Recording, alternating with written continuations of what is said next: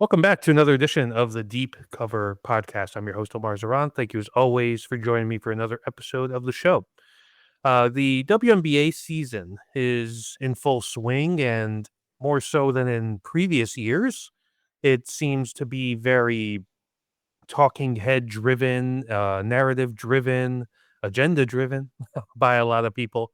And a big part of that is the conversation surrounding Caitlin Clark.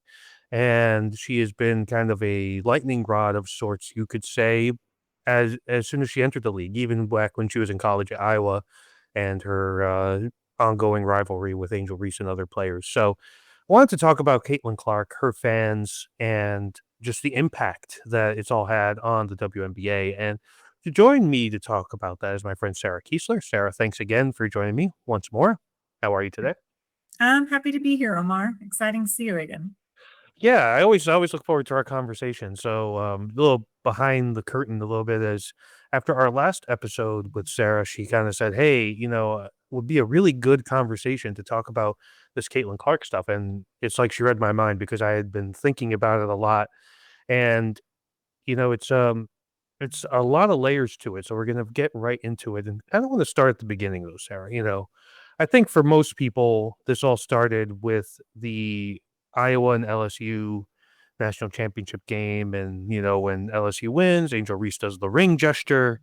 And it created, I think, this this fascination with both players, and it Mhm. kind of fractured camps. So do you kind of see it that way? Is that the roots of this Clark obsession and or this kind of just this national viewing lens on Caitlin Clark, did that start then, or was it kind of a little bit even earlier in her tenure at Iowa?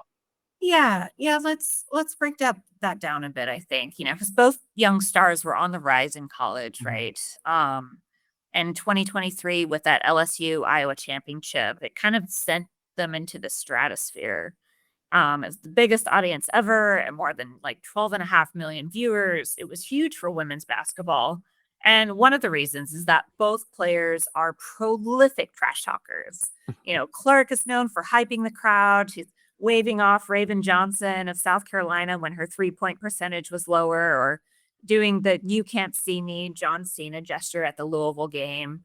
But then when Angel threw that back as LSU was about to win the championship and, pointing to her ring finger, it drew this explosive amount of criticism, with lots of mostly white fans and commentators calling her classless, categorizing her as the villain. I think Heath Olbermann weighed in and said she was a effing idiot. Barstool called her a classless piece of shit. But did they say that when Clark threw that gesture in Iowa's tournament win over Louisville? Absolutely not.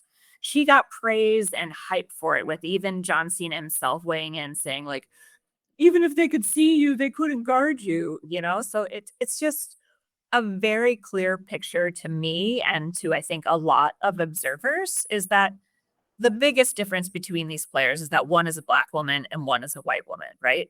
And before, listeners or viewers come at me, like, I love watching Clark's game. I will never forget the 2023 game against my Indiana women's basketball team when Clark hit a buzzer beater in the final 8 seconds to win that for Iowa. It was, you couldn't help but root for her, right? Mhm. The step back threes, the competitive spirit, like, she is box office, as the kids say. She's a lot of fun to watch.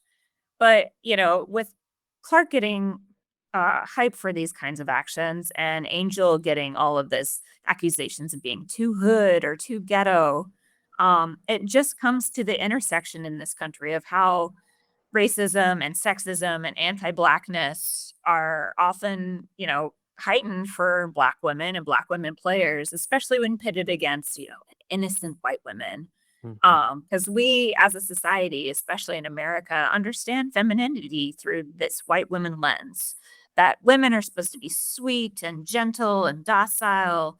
If you go back to Jim Crow, to Emmett Till, to things throughout our country's history, but there's the portrayal of white women in society is very different. So even if a white woman is aggressive or assertive, she doesn't face the same black women or face the same backlash as black women who get penalized far more. And I think you can't look at that game and say, oh, it was just a classless gesture. It really boils down to that broader context in our culture as Americans. One thing that really struck me at that moment was because that criticism was there, and everybody loved Caitlin Clark's trash talking, like you said, until it was a black woman from Baltimore who was giving it to her, right? And it created this like divide, where it's like, oh, wholesome Midwest white girl versus, to use their quotations, classless hood ghetto black girl from Baltimore, right?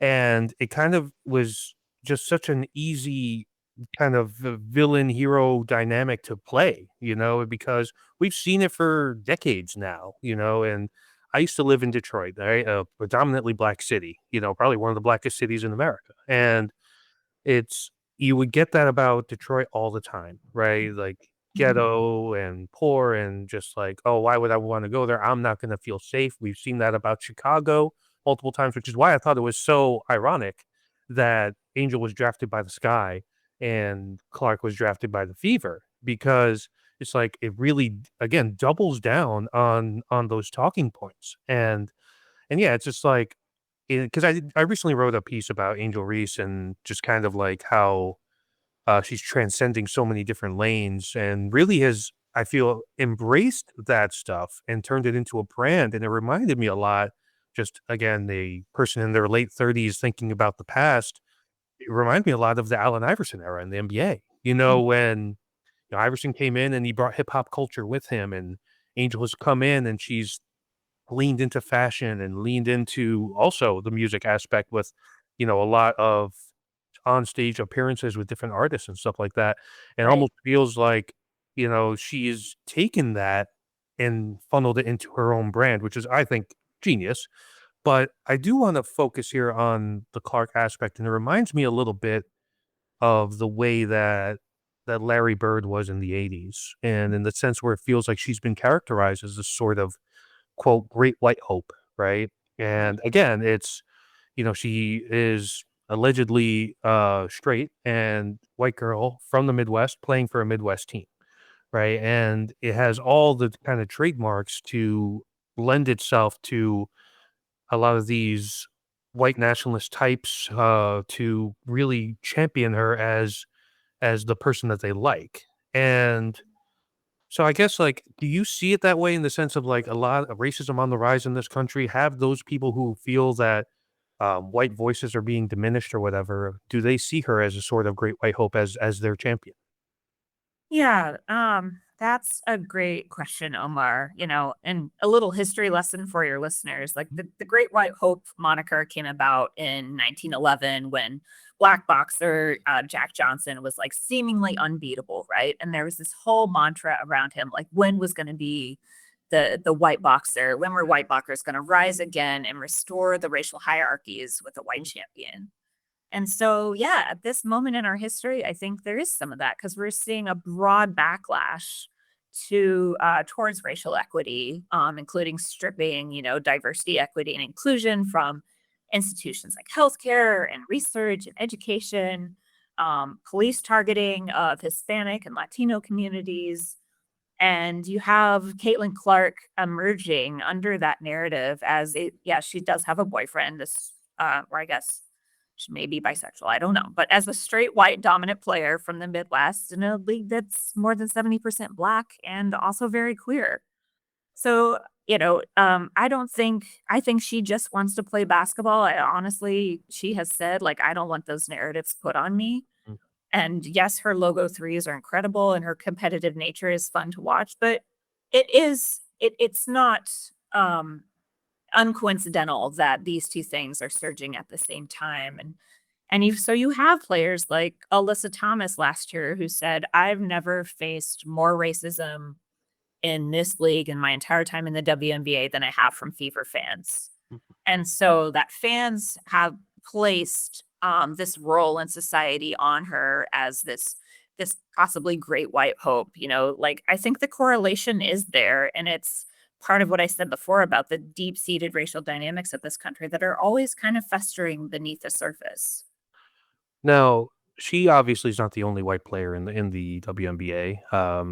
Paige Beckers has entered the league and is breaking a lot, or on pace to break a lot of Caitlin's rookie records. There are other elite white players, and it seems like there hasn't been a latching on in the way that it has been for Caitlin.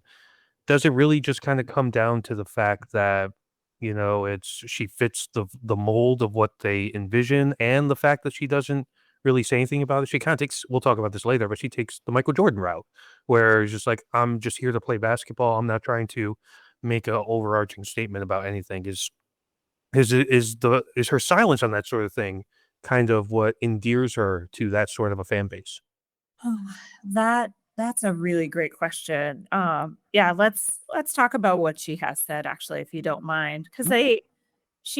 to give her credit, she's 22 last year, and she's saying like, I just want to play basketball, right? Like I don't see when I think a reporter asked her, like, "Your name is being weaponized for racism and misogyny," and she was like, "Oh, I don't see a lot of that," and Mhm. that's probably honestly true. A lot of players don't look at social media during the season, but this year, before the season, she did go to on Time Magazine and say she recognizes the elements of white privilege to her stardom, especially since Black women have paved the way in this league, and that got a lot of pushback from some of her fans that Caitlin Clark is woke, blah blah blah. Mhm. So I do think she is young and has quite a few years ahead of her to get some media training to learn how to speak to these instances, especially if she wants to protect the health and safety of her colleagues who are mostly black and largely queer. Whatever she wants to say about just wanting to hoop, I get that, but when there's this targeting of some of the players you're playing against, it matters that she does speak out and stand up for them in those moments, and I hope that comes. I give her grace as someone as young as she is who did grow up in the Midwest, and I am someone who took time on my own journey, having grown up in a white German Catholic household. So I give her grace to grow in that journey, and I think we saw a little bit of it in that Time magazine article. But I hope there is more, especially for the other players in this league. And what kills me about it, Sarah, and we're gonna move on from this topic in a second, but what kills me about it is one statement and it's done, right? And just say, "Yeah, I don't condone any type of racism." That's it. And I think the reason why those fans haven't latched on to Paige Beckers, her stance has been very clear from when she was at UConn, right? Oh, And yeah. And her SB right. speech is all about the Black women who paved the way before her. It is incredible to watch. Yes. And so Paige Beckers has kind of made that comment. As a result, those people don't gravitate towards her. Caitlin is kind of continuing to say, "I just want to hoop, just want to hoop," and it's kind of ambiguous. And then you're just like, like where does she stand really, and that sort of thing. And a lot of people say keep politics out of sports or whatever. I Oh, I think hate that. that People shut up and dribble. Like, we yeah, cannot separate ourselves from this world that we live in right. Like ever. you can't tell say that it's champion Caitlin Clark for that, but also at the same time, you were not okay when somebody told LeBron James to do that, right? And so Or Colin Kaepernick, kneeled, right? He's right. These people aren't robots. They're human beings, right? They're allowed to have opinions. And I think that if you so clearing the air should be warranted, whether it's one way or the other. Like I think to use one of Caitlin's teammates as an example, Sophie Cunningham is pretty clear on her political beliefs and where she stands. And people love Sophie for that or hate Sophie for that. That's just the nature of it. I'm not a huge Sophie Cunningham fan, just because I think she's you know, uh, an average player who's been elevated by the star power of her teammate. and And and her flagrant fouls, I mean, against Clay Copper, against someone this year whose neck she dragged, mm, it's dangerous, and they call her the enforcer for Caitlyn, and they laugh about that, and I listen, don't respect as that at all. a fan of the Knicks, anybody called an enforcer makes me think of Charles Oakley. And hey, I'm sorry, Sophie Cunningham is no Charles Oakley. I'll just leave it at She that. might be a Lampier though, right? Maybe a little bit, maybe a little bit. Let's talk about the jealousy thing, right? Which there's been a real kind of a crutch that a lot of people have done to defend Caitlin Clark. There was a Wall Street Journal opinion piece recently kind of talking about how An automotive journalist, I will say. That guy yeah, is uh, not a WNBA journalist. yeah, so it's talking about how her civil rights are being violated, because of the way she's being fouled or whatever. And a lot of people point to that as that the league is jealous of the shine that she has on her, that she's so in the spotlight at all times, which she is in the spotlight. That's a fair Right. assessment, right? But I wouldn't call it jealousy. This has always been a physical league, a tough league. This isn't the NBA, right? Which has really dampened its physicality for the most part over the last 15, 20 years. WNBA, by contrast, is a pretty physical league. So a lot of people feel that there's jealousy from the players. And do you kind of look at that as just yet another way to degrade a player pool that, as you mentioned multiple times already, is predominantly black and predominantly queer? Yeah, not necessarily predominantly, but Or yes. sorry, as a fair amount of queer Yeah. players, not predominantly. I think it is oversimplification, right? I think I really liked what ESPN analyst Monica McNutt said, even though she got a lot of pushback for it, that players can hold more than one truth, right? They are capable of multiple things. You do have former MVP Jonquil Jones, who is a black, masculine presenting, larger queer woman who is like, man, it would be nice to get some of these endorsements. And you do have Caitlin entering the league and making $20 million before she's even hit the hardwood with her shoe deal. So Mm, like, yes, but could there be some of that? But there's also players understanding the eyeball she's brought to the league, players that are just competitive and professional and who just also want to, get paid what they're worth. I think it's such a simplification, and to say that the fouls on her are any harder than they are on anyone else is quite disrespectful to the rest of the league and what they face game to game. It goes back to that, her representing white femininity and what is okay that's done to her versus done to a black player. Asia Wilson had a black eye this week, I think, in a game she was playing and still scored like 30 points, right? But the other players are not getting that same backup and being told that, oh, people, need to lay off of them because they're the moneymaker of the league. They're the face of the league. And this whole narrative started with the Kennedy Carter hard foul, and this kind of mhm, continued a lot. Really, it took off again after the All-Star voting. I don't know if you saw that when mm, Clark was voted number one by the fans, right. and then the players voted her ninth in the league.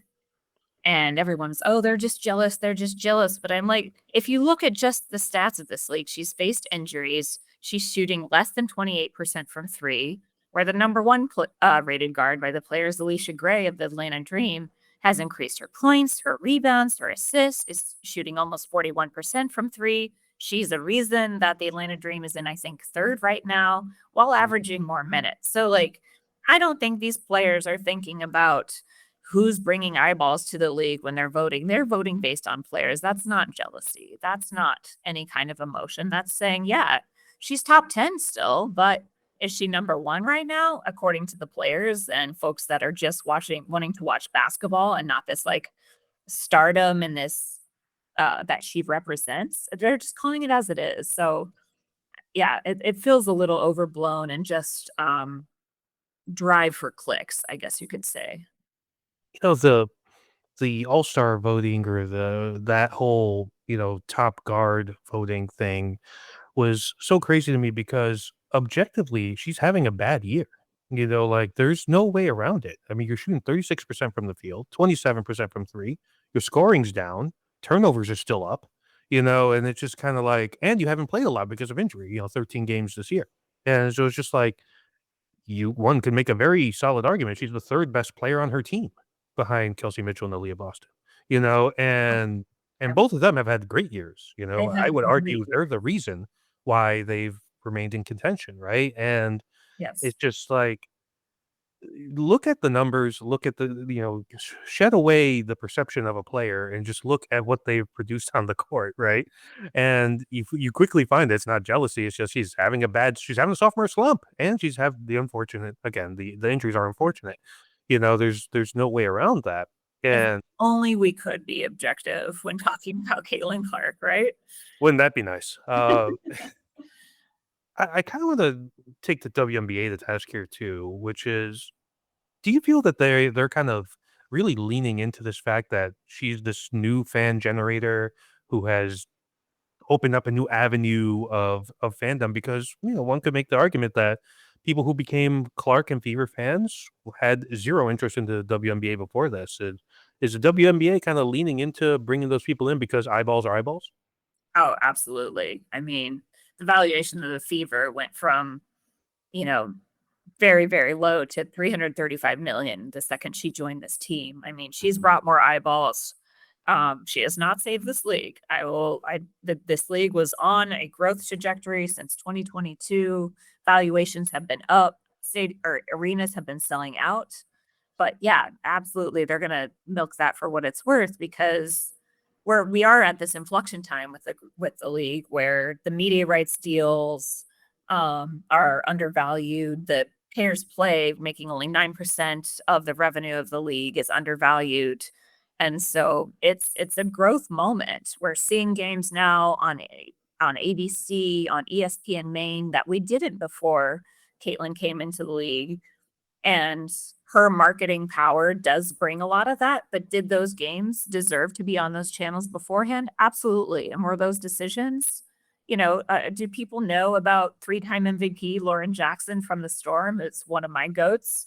Probably not. Not these new fans, but she was incredible to watch in her day. But those games weren't on ABC. They weren't on ESPN. So the investment wasn't there before, and it is starting to follow, and it's growing the league as a whole. But Clark is not the greatest player to have ever entered the league, and she is not quote unquote saving the league because it was already on a growth trajectory before her. Yeah, that's the whole thing where people kind of stick to the whole, well, this league loses money every single year. And it's, like you mentioned, you've used the term already, a gross oversimplification of the way a league's finances and growth works. It's all, the media deals are going up, the CBA is in negotiation right now. You would imagine player contracts are about to increase exponentially. Was Caitlin Clark kind of jet fuel to that? No denying that. That's obvious, but let's not act like also that non-fever games have also seen an uptick because people have maybe the two. It's almost like a gateway drug, right? Like Caitlin Clark is your gateway into the WNBA. Like, oh, this is actually pretty good, Right. and then you see, yeah, I like watching Skylar Diggins Smith. I like watching Kelsey Plum. I like watching whoever the case may be. Angel Wilson, Sabrina Ionescu were in here before Caitlin Clark got in and playing at a really high level, and the talent level of the league has increased as well, Yeah. even before and entered the league. So And there I was is. I was at the August 3rd game of the Storm versus the Fever, and even without Clark playing, it filled the stadiums, right? Mhm. Which is annoying as a fan, right? To see that these other fans are being just as loud as you, but it's great for the game. It's great for them to see how great Kelsey Mitchell is and how great Aaliyah Boston is and Skylar Dickens. She dropped the Smith, FYI. Oh, Um, she was very clear with reporters about that, but it's great to see. Yeah, I'm loving the growth. I just hope people share that respect for the other players who have not only built this league but are continuing to play dominantly every night.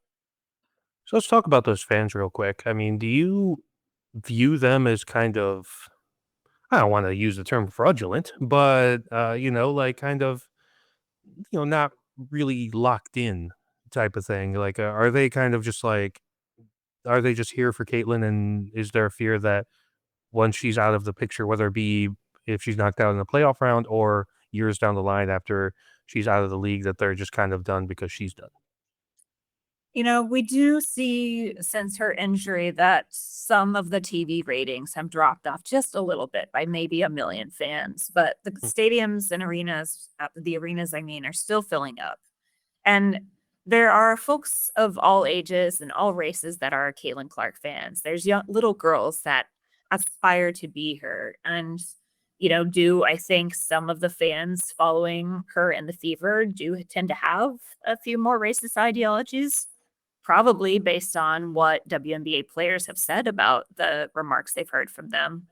But I think as long as these fans continue to show up when she's not playing, like every person I've introduced to the WNBA has been like, this is incredible. Even if they didn't know basketball, it's a really fun, entertaining product. It's the best players in the world, only 144 of them, or I guess 155 now that we have the Valkyries, but it's really special. So yeah, they've found their Michael Jordan, but they're also discovering how great Scottie Pippen is too, right? With Aaliyah Boston or how great Kelsey Mitchell is. And I hope they stay.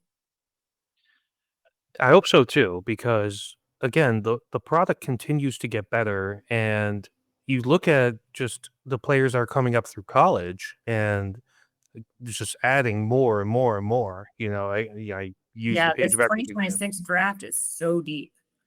Yeah, and it seems like that's the case almost every draft now in the WNBA. Is like, wow, this is one of the best drafts we've ever seen, and it just continues to get better as the infrastructure gets better. And while you can still show respect for the ones who started this league, came first, it is also fair to note that the horizons of the ability are continuing to evolve, which is like I very much am looking forward to the day when Juju Watkins enters the league, and how that's going to be. But she is an incredible talent, and obviously is recovering from an injury, but yeah, she was just dazzled in college last year, which it will be incredible to watch at the next level. Hopefully, with a higher paycheck once the CBA gets done. Um, Fingers crossed. Yes. there's no easy way to ask this next question, so I'll just go ahead and ask it. Has somebody saying that they're a fan of Caitlin Clark basically code for saying that they're racist? I don't think so. Okay. Yeah, I think that goes back to what I just said. It's Mm. there are so many fans of different varieties of Caitlyn.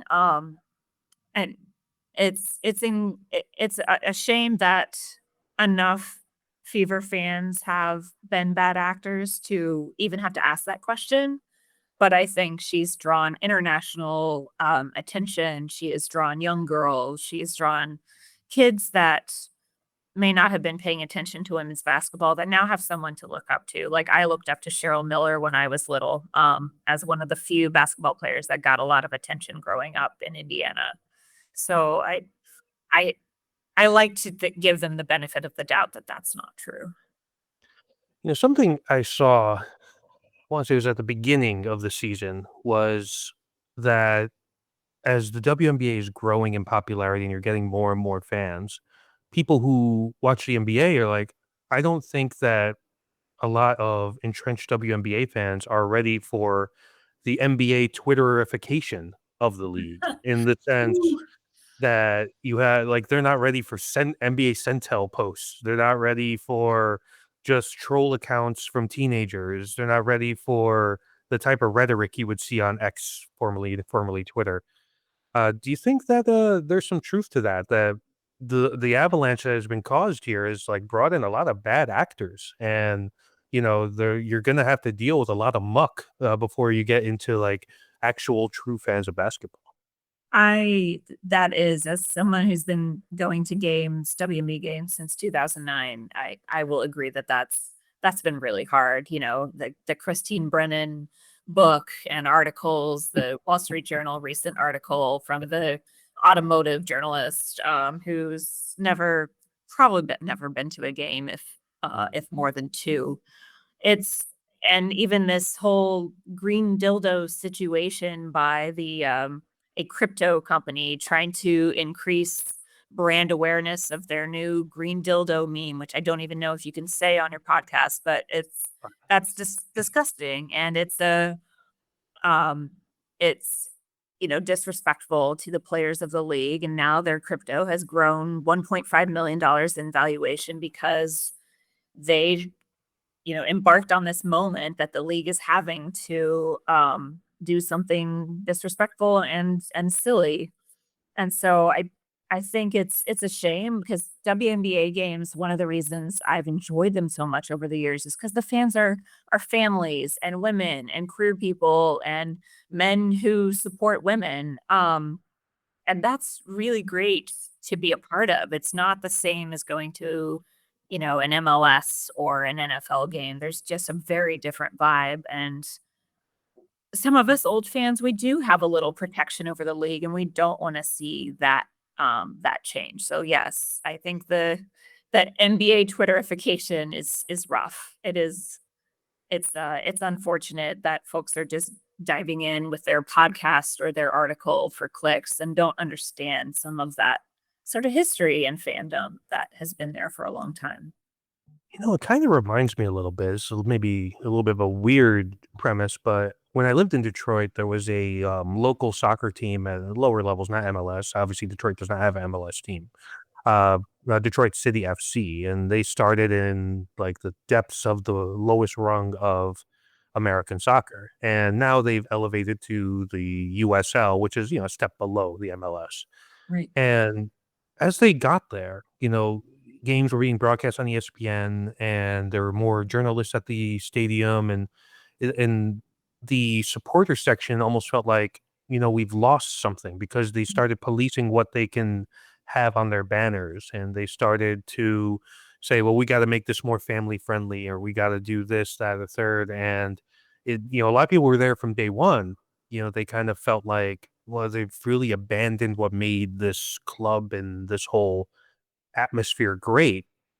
And I do feel like a lot of times in American sports, we we try to kind of neuter things at times, Mhm.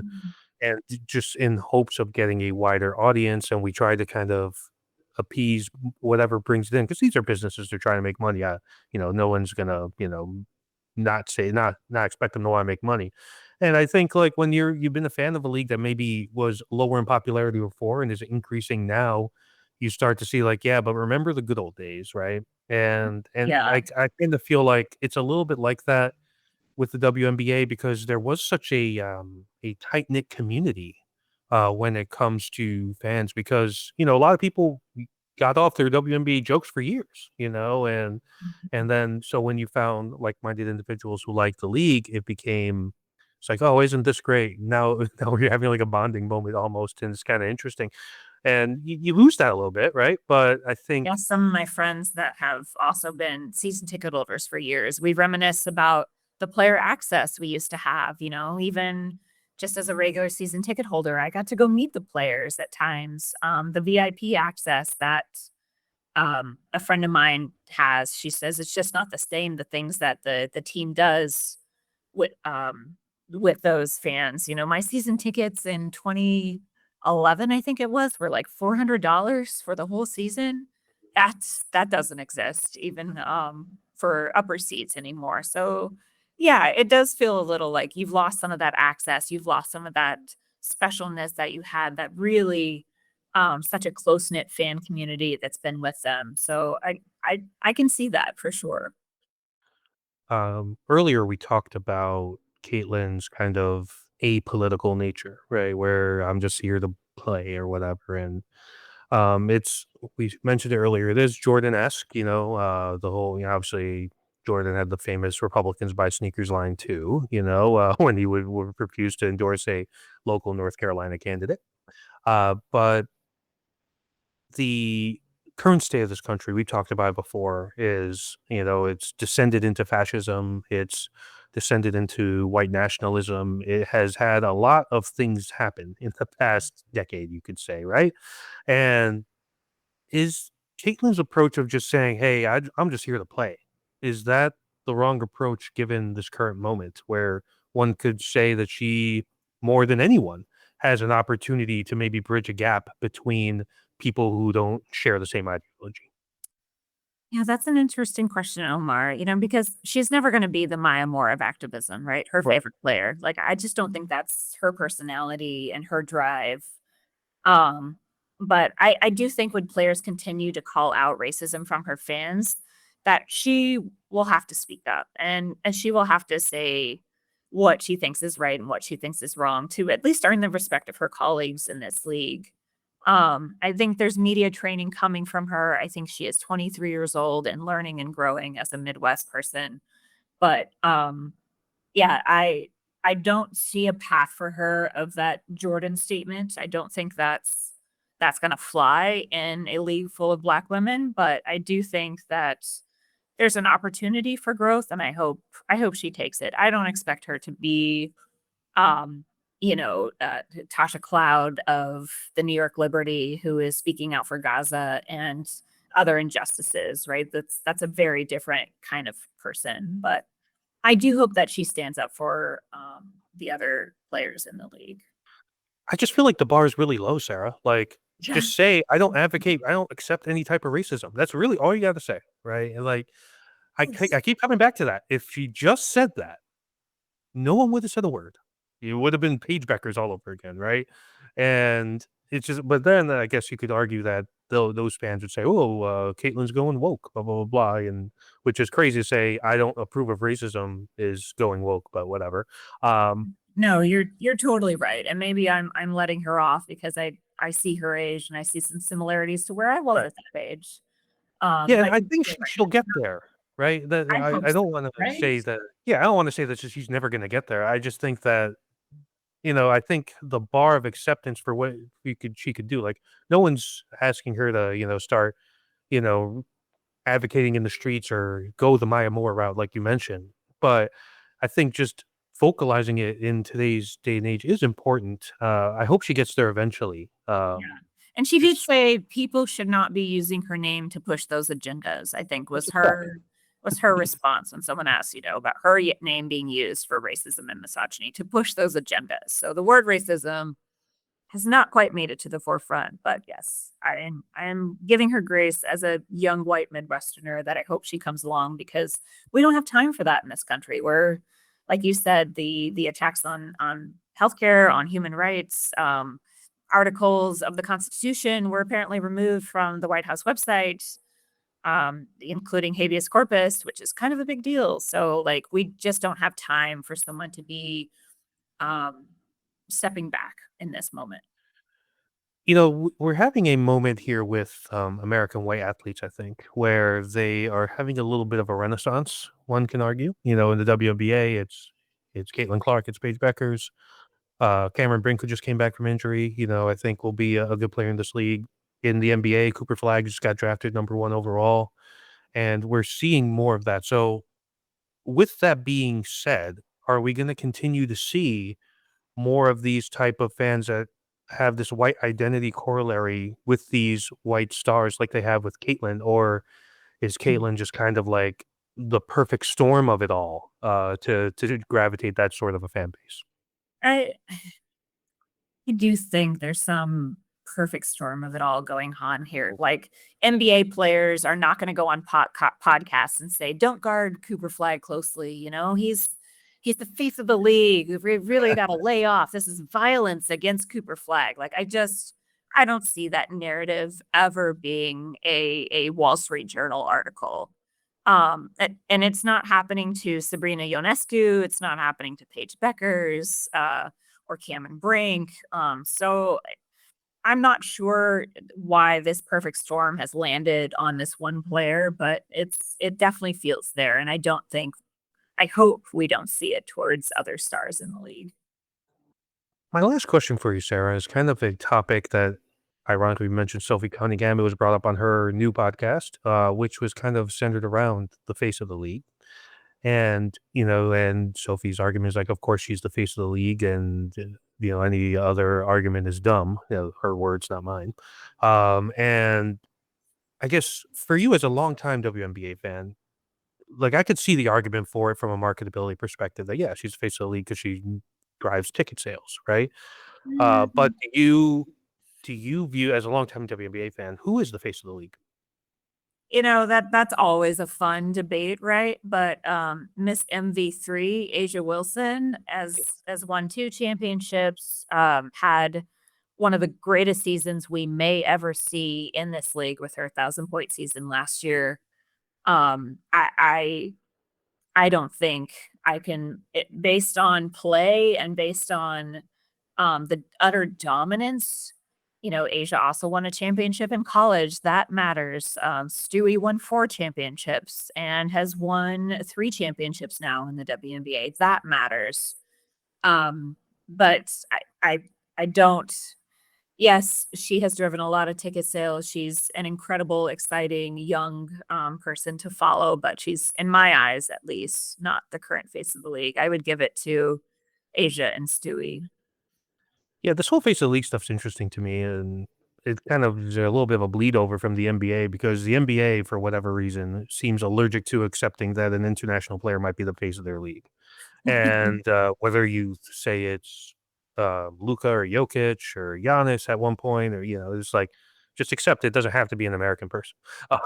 So, and with the WNBA, it seems the same thing, right? There's like they want it to be Caitlin Clark so bad, right? So many people want it to be her so bad, and I would argue Sabrina Ionescu is closer to being that than Caitlin is at this current moment. I think A'ja Wilson is the face of the league for the record.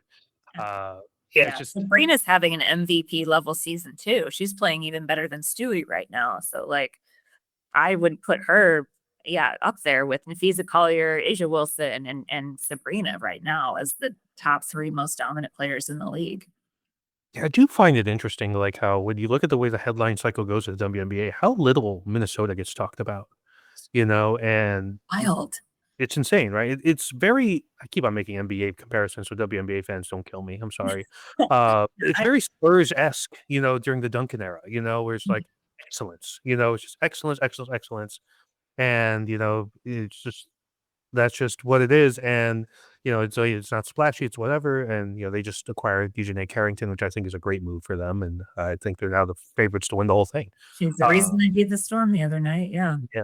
Yeah, so she's one of my favorite players. I've always been a fan of Dejanay. She's very good, but, yeah, there's a little bit of a mess in Dallas outside of Paige, I think they need a new coach, but, That we'll guy's relationship to the GM is the only reason he got that job, yeah. which is just like failing up at its Listen, man, finest. when you got Paige Beckers rolling her eyes, you know you're in trouble, right?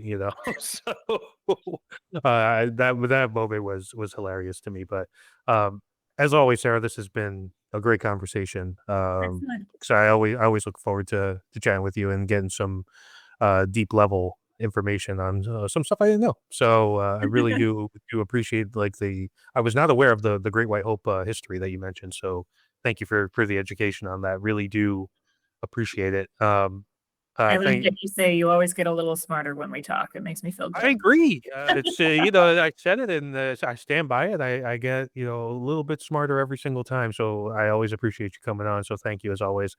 Uh, Thank you, dear listener, for tuning in for another episode of the Deep Cover Podcast. If you like this episode, you could give us a follow on Apple Podcasts, Spotify, or YouTube.